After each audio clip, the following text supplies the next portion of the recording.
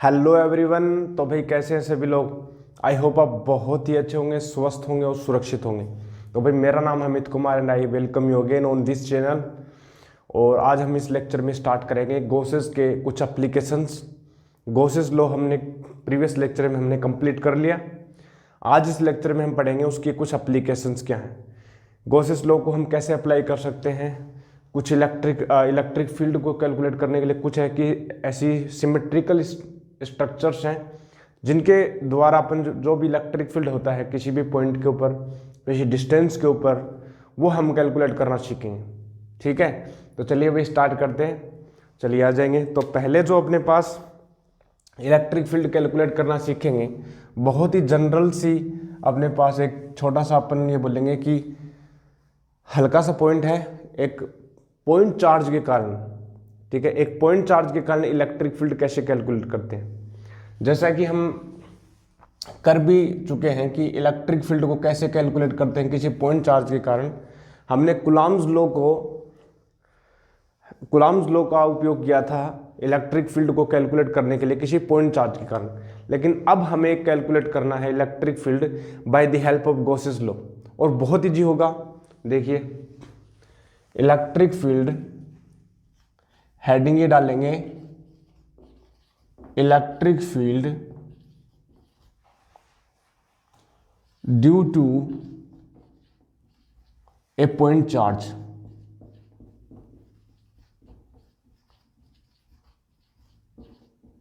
एक point charge के कारण इलेक्ट्रिक फील्ड कैसे कैलकुलेट करेंगे by the help of Gauss's law. और इसके ऊपर भी अपन हेडिंग ये डाल सकते हैं, गॉसेस लॉ की एप्लीकेशंस। ठीक है, एप्लीकेशंस ऑफ गॉसेस लॉ। ठीक है, तो देखिए कैसे करते हैं। तो मान लेते हैं अपने पास ये कोई पॉइंट चार्ज ले लिया, ये हमने बोल दिया कोई पॉइंट चार्ज है, और हमें फाइंड आउट करना है किसी डिस्टेंस, मान लेते हैं यहां से r डिस्टेंस के ऊपर कोई पॉइंट P है, यहां पर हमें कैलकुलेट करना है इलेक्ट्रिक फील्ड। इलेक्ट्रिक फील्ड बोल दो, इलेक्ट्रिक फील्ड इंटेंसिटी बोल दो। तो जिस भी पॉइंट के ऊपर आपको इलेक्ट्रिक फील्ड कैलकुलेट करना है, तो हमें पता है गॉसेस का जो लॉ है, गॉसेस की जो थ्योरम है, हमें पता है कि गॉसेस की थ्योरम ये बोलती है किसी भी क्लोज्ड सरफेस से जो गुजरने वाला जो फ्लक्स है, electric flux, E vector dot D A vector is equal to अपने पास होता है उसके अंदर charge enclose upon epsilon naught के। This is the statement of Gauss's law, और इसी को हम यहाँ यूज करेंगे। बट पहले जो अपने पास एक स्फेरिकल सरफेस लेंगे, ठीक है, कोई भी क्लोज्ड सरफेस लेंगे। हम स्फेरिकल क्यों ले रहे हैं वो भी हम बताएंगे आपको। कि तो हमने ये बोला कि ये जो हमने एक सरफेस ली, इसके चारों ओर इस पॉइंट से गुजरते हुए ये हमने क्या ली, एक स्फेरिकल सरफेस ली। अब ये स्फेरिकल इसलिए ली ताकि यहाँ पर देखिए, स्फेरिकल से ये फायदा हो जाता है कि अपने पास हर एक डिस्टेंस के ऊपर इलेक्ट्रिक फील्ड जो है वो कांस्टेंट आएगा, क्योंकि इलेक्ट्रिक फील्ड की जो इंटेंसिटी है वो डिस्टेंस पर डिपेंड करती है, और यहाँ पर जो डिस्टेंस है वो हर जगह सेम है, आर आर आर। ठीक है, रेडियस ऑफ स्फीयर वो सेम होगी। अब आर यदि सेम है तो हमें कैलकुलेट करना है इलेक्ट्रिक फील्ड, यहाँ पर ये कैलकुलेट करना है, ये कांस्टेंट हो जाएगा तो हम इजी से इंटीग्रेशन से बाहर ले लेंगे इलेक्ट्रिक फील्ड को। अब बचेगा अपने पास स्फेरिकल एरिया, ठीक है, सरफेस का, वो हम यहाँ पर पुट कर देंगे। ठीक है, बहुत ईजी हो जाएगा। अब देखिए एक और भी रीजन है। देखिए अब हम आगे क्या करते हैं, गॉसेस लॉ के लिखते हैं। चलो ठीक है, वी नो दैट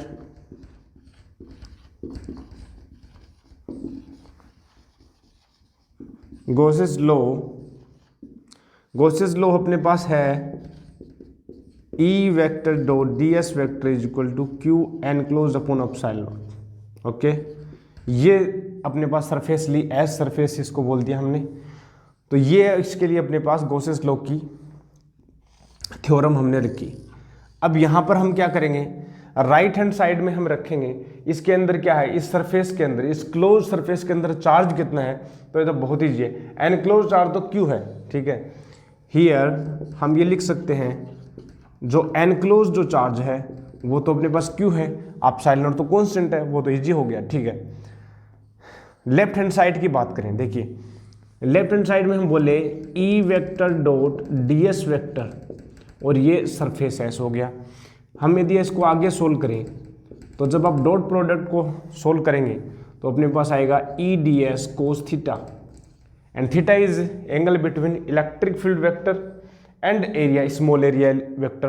तो देखिए हम बात करें, ये जो स्मॉल एरिया डी एस कहीं भी ले सकते हैं। मान लीजिए हमने यहाँ ले लिया, ये हमने बोला कि आर डिस्टेंस है, ये एक छोटा सा एरिया डी एस वेक्टर ले लिया।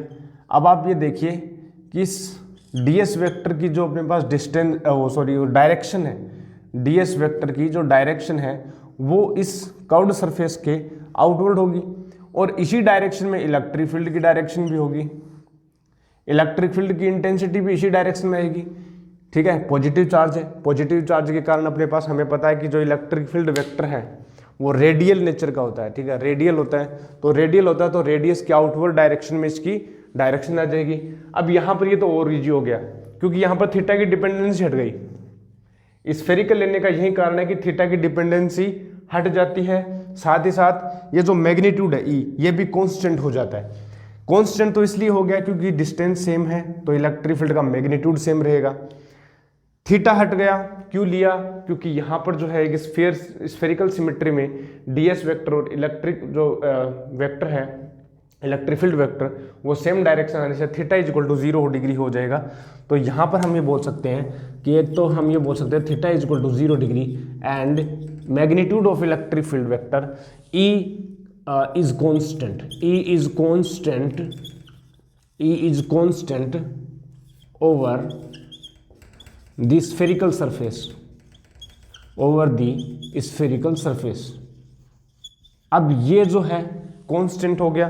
तो जब कांस्टेंट होता है कोई मैग्नीट्यूड वेक्टर, या हम बोलेंगे जो वैल्यू कांस्टेंट है, तो अपने पास ये बाहर आ जाएगी अपने पास। तो हम क्या लिखेंगे, हम इसको हम आगे लिख सकते हैं। देखिए ऐसे कुछ इस प्रकार से हम ये बोलें कि जो LHS साइड होगी हम इसको ऐसे लिख सकते हैं, E vector dot ds vector जो होगा उसको हम ये लिख सकते हैं, इलेक्ट्रिक फील्ड के जो मैग्नीट्यूड वो बाहर आ जाएगा और अपने पास ds ये, और हम बता सकते हैं ये जो ds है ये क्लोज्ड सरफेस के लिए ds टोटल जो है अपने पास टोटल एक स्फेरिकल सरफेस का अपने पास निर्माण करेगा। तो ई ds टोटल सरफेस S हो जाएगी, और ये एक एरिया होता है सरफेस एरिया। तो सरफेस एरिया हम बोलेंगे ये होता है 4 पाई r²। ठीक है, तो हम क्या करेंगे नाउ, अब हम पुट कर देंगे LHS एंड RHS को। तो हम ये बोलेंगे E equal to E into 4 pi r² is equal to Q upon epsilon naught. तो इलेक्ट्रिक फील्ड का जो मैग्नीट्यूड है वो हो जाएगा Q upon 4 pi epsilon naught r²। और जैसा कि हमें पता है जो फोर्स कांस्टेंट होता है वो हो जाएगा KQ upon r²। This is the magnitude. और वेक्टर हमें पता है इसकी जो डायरेक्शन है इलेक्ट्रिक फील्ड की जो डायरेक्शन होगी वो होगी रेडियल डायरेक्शन में आउटवर्ड। तो ये अपने पास फाइनली रिजल्ट आता है, और यही रिजल्ट हमें पता है। अब जब हम कुलाम्स लॉ को यूज़ लेते हैं तो कुलाम्स लॉ में भी अपने पास सेम यही रिजल्ट आता है।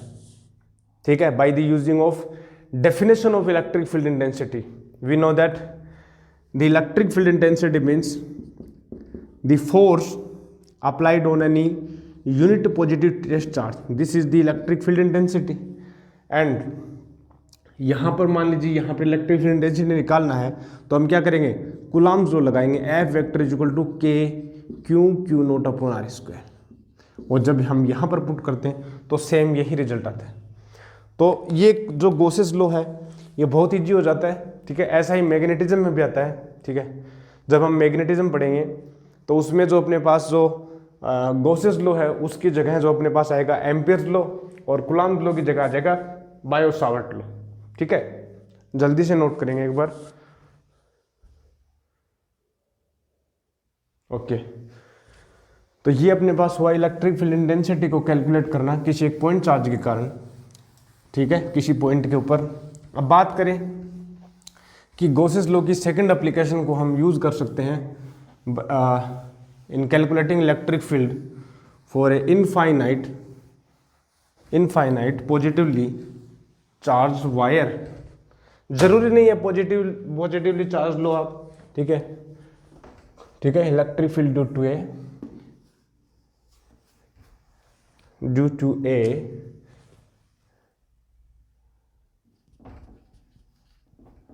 इनफाइनाइट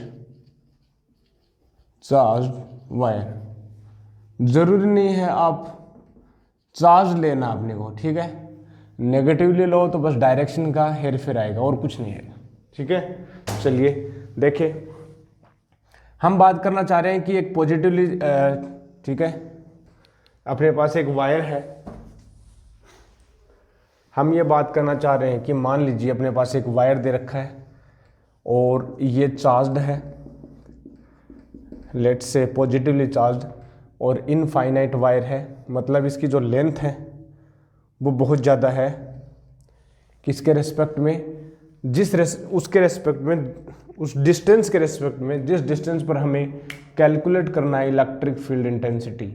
मान लीजिए कि यहाँ जो है इस d डिस्टेंस के ऊपर हमें कोई पॉइंट P है, हमें इलेक्ट्रिक फील्ड कैलकुलेट करना है, ठीक है।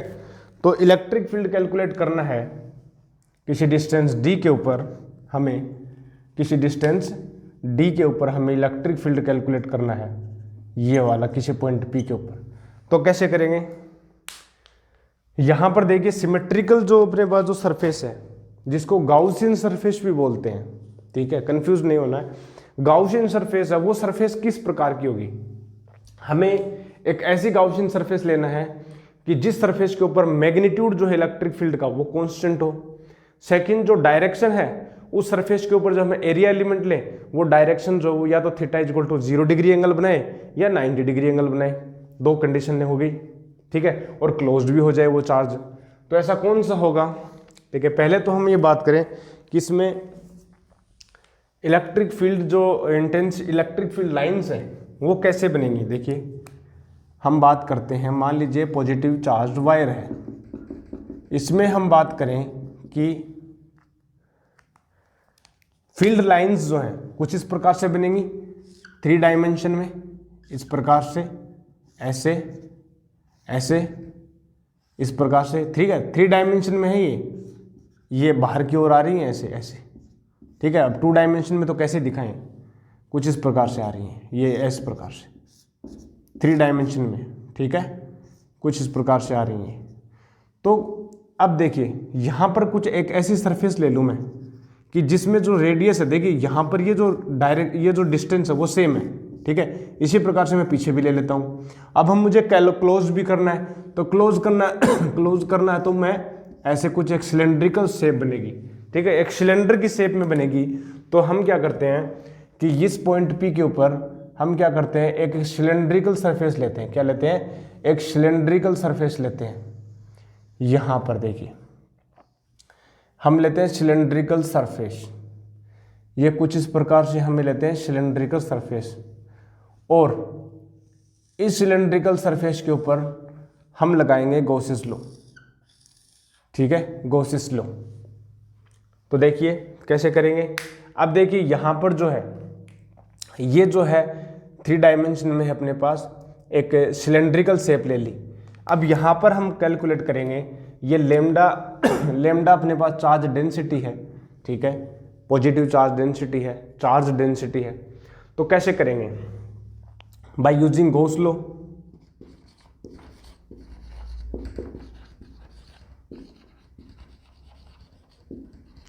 बाय यूजिंग गॉस लॉ कैसे कर सकते हैं, यूज हम करेंगे E vector dot ds vector is equal to Q enclose upon epsilon naught. Simple, सही बात है। अब देखिए कैसे करेंगे, ठीक है, सिंपल फ्लक्स निकालेंगे इस सरफेस से। इस अपने पास एक सिलेंड्रिकल सरफेस है, उससे गुजरने वाला फ्लक्स क्या किस प्रकार से होगा। देखिए यदि हम बात करें कि किस प्रकार से फील्ड लाइंस जाएंगी, तो देखिए यहाँ की मैं बात करूँ तो कुछ इस प्रकार से फील्ड लाइन जाएंगी, यहाँ से इस प्रकार से, और यहाँ से मैं बात करूँ, देखिए यदि मैं बात करूँ यहां से देखिए इस प्रकार से फील्ड लाइन जाएंगी, ठीक है, कुछ इस प्रकार से, इस प्रकार से, ठीक है, इस प्रकार से अपने पास फील्ड लाइन जाएंगी, ये कुछ इस प्रकार से जाएंगी फील्ड लाइंस, ये कुछ इस प्रकार से जाएंगी, ये कट नहीं रही हैं, ठीक है, विजुअलाइज नहीं हो पाएगा अच्छे से, बस यही है थोड़ा सा, ठीक है, ये इस प्रकार से होंगी। तो हम बात करें, देखिए जब भी अपने को पता है कि पॉजिटिव चार्ज होता है वो रेडियली आउटवर्ड करता है, जैसे हम बोले कि ये सिलेंडर है, उस सिलेंडर के जो अपने पास जो पॉजिटिवली चार्ज है इसके चारों ओर होंगी कुछ इस प्रकार से, ऐसे, ठीक है, ऐसे एक प्लेन में चारों ओर। तो इसमें यदि हम बात करें 3 सरफेस होंगी इसमें, देखिए तीनों सरफेस से हम क्या करेंगे, इलेक्ट्रिक फ्लक्स निकालेंगे। तो 3 सरफेस हम बोले, देखिए इस वाली ऊपर वाली को हम बोल देते हैं एक सरफेस, ये जो कर्व्ड है उसको हम बोल देते हैं सेकंड सरफेस, और नीचे वाली को हम बोल देते हैं थर्ड सरफेस, ठीक है। अब तीनों से फ्लक्स निकालेंगे। तो यदि हम इसकी बात करें तो इसमें यदि हम एक छोटा सा एरिया एलिमेंट लें, देखिए यहाँ पर यदि एरिया एलिमेंट लें तो इसमें एरिया एलिमेंट की जो डायरेक्शन है वो कुछ इस प्रकार से आएगी, DA3 वेक्टर, और इलेक्ट्रिक फील्ड की जो डायरेक्शन है कुछ इस प्रकार से, तो थीटा जो है वो 90 डिग्री बनेगा। सिमिलरली देखिए यहाँ पर की बात करूँ तो यहाँ पर भी एरिया एलिमेंट जो है DA1 वेक्टर और इलेक्ट्रिक फील्ड के बीच में थीटा इक्वल टू 90 डिग्री बनेगा। केवल यही एक ऐसी पोजीशन है, यही एक ऐसी सिचुएशन है जहाँ पर इलेक्ट्रिक फील्ड और DA वेक्टर की जो डायरेक्शन है वो सेम है, मतलब थीटा इक्वल टू 0 डिग्री बनेगा। तो इस सिचुएशन में इन दोनों सरफेस से फ्लक्स 0 जाएगा, केवल जो फ्लक्स जाएगा इस कर्व्ड से सरफेस से जाएगा, केवल इस कर्व्ड सरफेस से जाएगा। तो हम क्या करेंगे, हम ये बोलेंगे,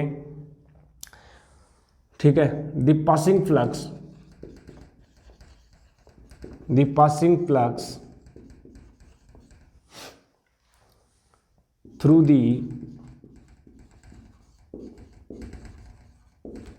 दी ओपन, ठीक है, थ्रू दी ओपन नहीं बोले, through the circular, through the circular shaped surface will be 0, ठीक है, ये 0 होगा, क्यों, थीटा 90 डिग्री है, because electric field vector and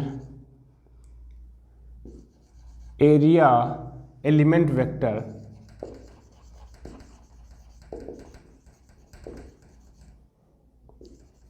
are perpendicular each other, perpendicular to each other। तो फ्लक्स क्या हो जाएगा, 0।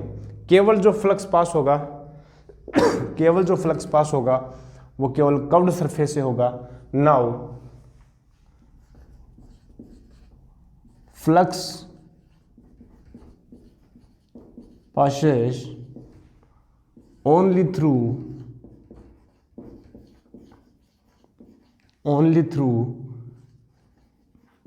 curved surface, that is, और वो कितना होगा, देखिए E vector dot ds vector is equal to, ठीक है, ये ds बोल दो चाहे dA बोल दो, ठीक है, कोई बड़ी बात नहीं है, ds बोल दो या dA बोल दो, ठीक है। तो हम बात करें E ds कोस थीटा कितना है, 0 डिग्री, कोस 0 डिग्री हो गया E ds। अब देखिए इलेक्ट्रिक फील्ड की जो मैग्नीट्यूड है ये सब जगह कांस्टेंट आएगा, क्योंकि d डिस्टेंस के ऊपर इलेक्ट्रिक फील्ड जो सभी सरफेस के ऊपर हर एक पॉइंट के ऊपर कांस्टेंट होगा। तो जो अपने पास जो इंटीग्रेशन है उससे हम ले लेंगे बाहर इसको, ये हो जाएगा ds, और ds है ये कर्व्ड सरफेस को बनाएगा, कर्व्ड सरफेस के एरिया को फॉर्म करेगा, और वो जो एरिया हो जाएगा अपने पास 2 पाई d इंटू, ये हाइट है, बोल देते हैं कि बेलन की जो हाइट है, सिलेंडर की जो हाइट है उसको हम बोल देते हैं कि भाई ये h हाइट का है, ठीक है, let's say this is the h height, ठीक है। नाउ 2 पाई d इंटू एच, ओके, ठीक है, स्मॉल लिख देते हैं, 2 पाई d इंटू एच, ओके। अब देखिए now charge enclosed charge enclosed in the cylindrical shape, ठीक है। कितना होगा चार्ज, तो Q enclosed देखिए, ये अपने पास देखिए इसकी लेंथ कितनी है चार्ज की, ये h लेंथ का है, ठीक है। और लेमडा अपने पास चार्ज डेंसिटी दे रखी है, तो अपने पास जो चार्ज जो हो जाएगा वो हो जाएगा लेमडा इंटू एच। क्यों, क्योंकि लेमडा जो होता है वो लीनियर चार्ज डेंसिटी होता है, चार्ज पर यूनिट लेंथ या D Q upon D L, ऐसे होता है, ठीक है। तो क्यू एनक्लोज लेमडा एच हो गया, और ये अपने पास एल एच एस की आ गई, ठीक है। नाउ अब पुट कर देंगे, ये हम बोलेंगे E into 2 pi D into H is equal to lambda into H, ठीक है। एच से एच अपने पास कैंसिल आउट हो जाएगा, ई इज इक्वल टू हो जाएगा लेमडा अपॉन 2 पाई डी, ठीक है, ठीक है। अब देखिए यदि हम k की फॉर्म में लिखें तो देखिए 2 से ऊपर नीचे हम मल्टीप्लाई कर देंगे 2, और ये हो जाएगा 4 पाई, और यहाँ पर देखिए एप्सिलॉन नॉट भी आएगा, ठीक है। ये एप्सिलॉन नॉट भी आएगा अपने पास ये, और ये अपने पास हो गया d। अब देखिए k की जगह 1/4 पाई एप्सिलॉन नॉट रख सकता हूँ, या 1/4 पाई एप्सिलॉन नॉट की जगह मैं k रख सकता हूँ, तो अपने पास जाएगा 2k lambda upon d। This is the answer, this is the result. और डायरेक्शन जो होगी वो रेडियली आउटवर्ड होगी, तो हम डायरेक्शन की फॉर्म में इसको ऐसे लिख सकते हैं, E vector is equal to 2k lambda upon d, और ये d कैप, ठीक है। This is the result. और यही आता है अपने पास जब हम कुलाम्स लॉ से कैलकुलेट करते हैं, ठीक है। कुलाम्स लॉ में हमने कैसे किया था, कुलाम्स लॉ में हमने ऐसे किया था कुछ इस प्रकार से, फाइनाइट वायर के लिए, फाइनाइट वायर के लिए क्या था, फाइनाइट वायर के लिए डी डिस्टेंस के ऊपर हमने कुछ थीटा 1 थीटा 2 कुछ इस प्रकार से किया था। ये थीटा 1 लिया था, ये थीटा 2 लिया था। अपने पास एक 2 इलेक्ट्रिक फील्ड वैल्यू आई थी, पैरेलल और परपेंडिकुलर, ठीक है। परपेंडिकुलर जो इलेक्ट्रिक फील्ड आया था वो अपने पास आया था k lambda upon D sine theta 1 plus sine theta 2, कुछ इस प्रकार से आया था। चेकआउट कर सकते हैं वीडियोस को पीछे, ठीक है। k लेमडा अपॉन डी, और यहाँ पर आया था cos theta 1 minus cos theta 2। Infinite के केस में theta 1 is equal to theta 2 is equal to क्या करोगे, 90 डिग्री कर दोगे, तो साइन 90 प्लस साइन 90 कितना हो जाएगा, 2 हो जाएगा, तो 2k लेमडा अपॉन डी, ये 0 हो जाएगा। तो ई परपेंडिकुलर कितना हो जाएगा, 2k लेमडा अपॉन डी, और परपेंडिकुलर है मतलब वायर के, ठीक है, परपेंडिकुलर होगा इस प्रकार, ठीक है, सही है। तो रेडियली आउटवर्ड हो गया। तो ये अपने पास सेकंड एप्लीकेशन हुई, ठीक है, for the electric field for the uniformly infinitely uniformly charged wire, ठीक है। अब चलिए नोट डाउन कीजिए पहले इसको, और फिर थर्ड के लिए चलते हैं अपन।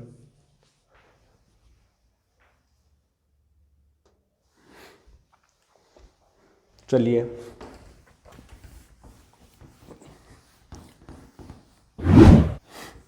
अब हम करते हैं नेक्स्ट एप्लीकेशन, गॉसेस लॉ। तो गॉसेस लॉ बहुत इजी है, ना कोई वेक्टर की दिक्कत, ना ही कोई कंपोनेंट लेने की दिक्कत, और ना ही ज़्यादा सोचने की दिक्कत। डायरेक्ट अपन गॉसियन सरफेसेस के लेंगे, सिमेट्रिकल सरफेस को लो और फ्लक्स निकालो डायरेक्ट, ठीक है, और इलेक्ट्रिक फील्ड कैलकुलेट करो। कई बार क्या होता है बोर्ड में, जब भी क्वेश्चन में ना दे कि bye the help of Gauss law, bye the help of Coulomb's law, तो डायरेक्ट आप गॉस लॉ से कर लिया करो, बहुत ईजी हो जाएगा, ठीक है, टाइम भी बच जाएगा। तो हम बात करें इनफाइनाइटली चार्ज्ड सीट कर दो, यहां पर क्या कर दो, सीट कर दो, ये हमने कर दिया सीट। ये क्या है सर, देखिए सीट क्या है, कुछ इस प्रकार से, ये हम बोल रहे हैं एक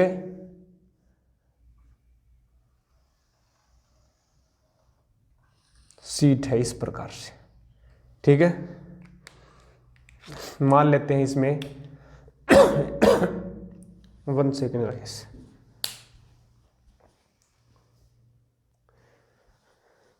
मान लेते हैं ये अपने पास पॉजिटिवली चार्ज्ड है कुछ इस प्रकार से, ठीक है।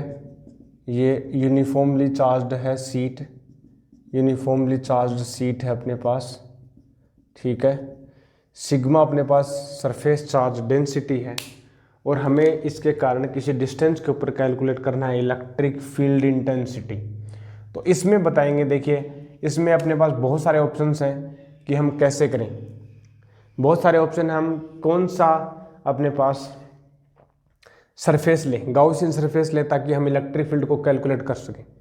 मान लीजिए अपने पास किसी डिस्टेंस के ऊपर अपने को कैलकुलेट करना है कि इसे, मान लीजिए कोई भी डिस्टेंस के ऊपर, ठीक है, ये यहाँ पर कोई पॉइंट P है, यहाँ पर हमें कैलकुलेट करना है। तो सिंपल हम देखिए कैसे लें, हमें कुछ इस प्रकार से इलेक्ट्रिक फील्ड को देखते हुए हमें गाउसियन सरफेस लेनी है, ताकि या तो वो गाउसियन सरफेस का जो एरिया वेक्टर है इलेक्ट्रिक फील्ड के पैरेलल हो या उसके परपेंडिकुलर हो, पहली बात।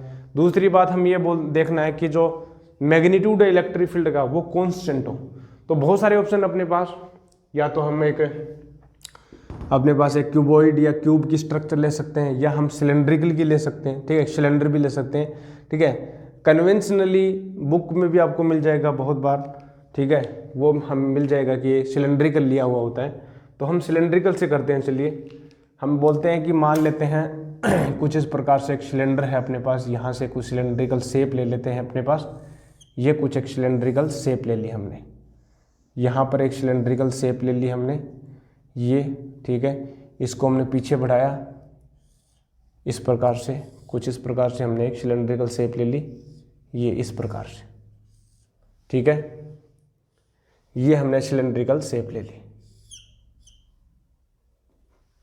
अब इसमें देखिए क्या करना क्या है, हमें कुछ नहीं करना, बहुत ईजी हो गया अब तो, कुछ नहीं करना। इलेक्ट्रिक फील्ड देखिए इसमें 3 सरफेस हैं। पहली तो अपने पास एक तो ये वाली सरफेस आ गई सर्कुलर शेप वाली, और एक कर्व्ड सरफेस है, एक कर्व्ड सरफेस है। तो अब की बार क्या होगा, यदि हम कर्व्ड सरफेस की बात करें तो कर्व्ड सरफेस में यदि आप एक छोटा सा dA एक अपने पास एरिया एलिमेंट लेंगे, तो यहाँ पर जो अपने को पता है पॉजिटिव चार्ज है, पॉजिटिव चार्ज के कारण जो इलेक्ट्रिक फील्ड जो इंटेंसिटी इलेक्ट्रिक फील्ड जो लाइन्स आएंगी वो कुछ इस प्रकार से आएंगी बाहर की तरफ, कुछ इस प्रकार से आएंगी बाहर की तरफ, ठीक है, कुछ इस प्रकार से आएंगे, यहाँ से जाएंगे, ठीक है, ये कुछ इस प्रकार से जाएंगे। अब देखिए यहाँ पर हम बात करें तो dA वेक्टर जो है ये, और यहाँ पर एक छोटा सा dA वेक्टर लें, और एक ये लें,